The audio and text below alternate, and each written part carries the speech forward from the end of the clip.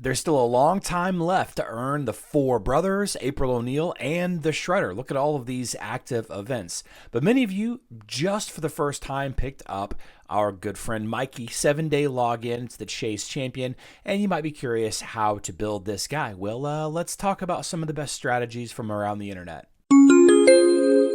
What is up, Raiders of Teleria? My name is Charlie. This is New Raiders Only, and if this is your first time joining, I like to do educational videos for the free-to-play and budget player, newer players as well.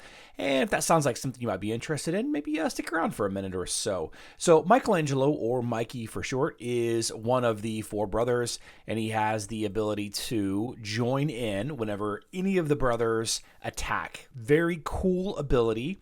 Passive, active all the time. Of course, you have to have other turtle brothers along with him.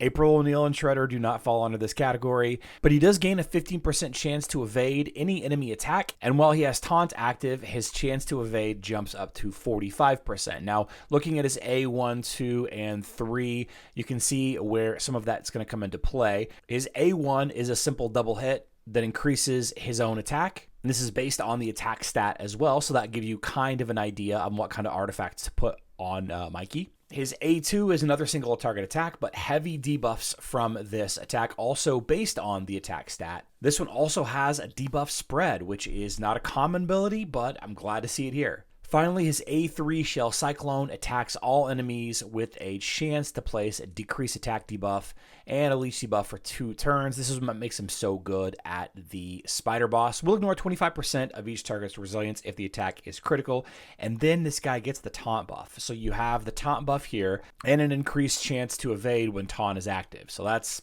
really, really strong. Now, passively, he increases the accuracy of all allies in all activities by 70. This is really good.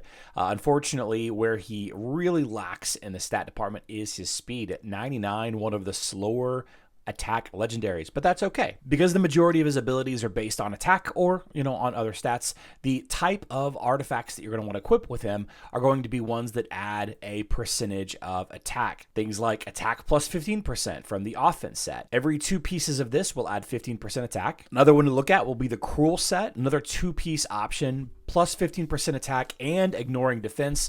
And while we're ignoring defense, how about the savage set, wherever it is in here? Savage ignores a percentage of enemies' defense, which is really good. Since this is an attack legendary, we want to increase critical hit chance and critical damage, but you also need to make sure that your accuracy and speed are high enough. So a perception set might be the go-to. Accuracy plus 40 and then 5% speed. Really, really good if you've got his attack really buffed elsewhere. Now, as far as the rest of the stats and accessories are concerned, it's all pretty straightforward. You're going to want to use that Nature's Wrath blessing from 1 star or 0 stars, I guess, all the way up.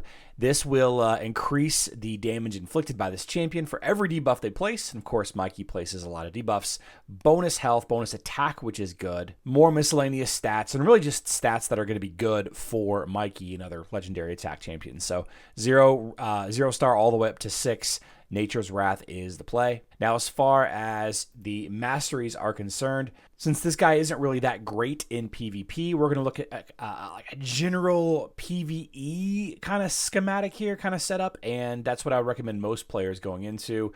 There is a better single target kit, but it's not much different. It's not really worth showing. This is kind of what I would recommend most people building Mikey will go into. Now, as far as the kinds of things that you're going to want to level up Michelangelo for, a lot of the guild boss stuff, the Demon Lord, the Hydra, the Chimera, does very well against. I already mentioned the Spider Dungeon. He also will do well against Dragon and Ice Golem, maybe the Shogun as well, but a couple of the other ones like Fire Knight, he does have that double attack for Fire Knight though, so that could do very well. He's not really good in the hard modes, and you don't really see him picked a lot in PvP, but that might just be because he is a new champ.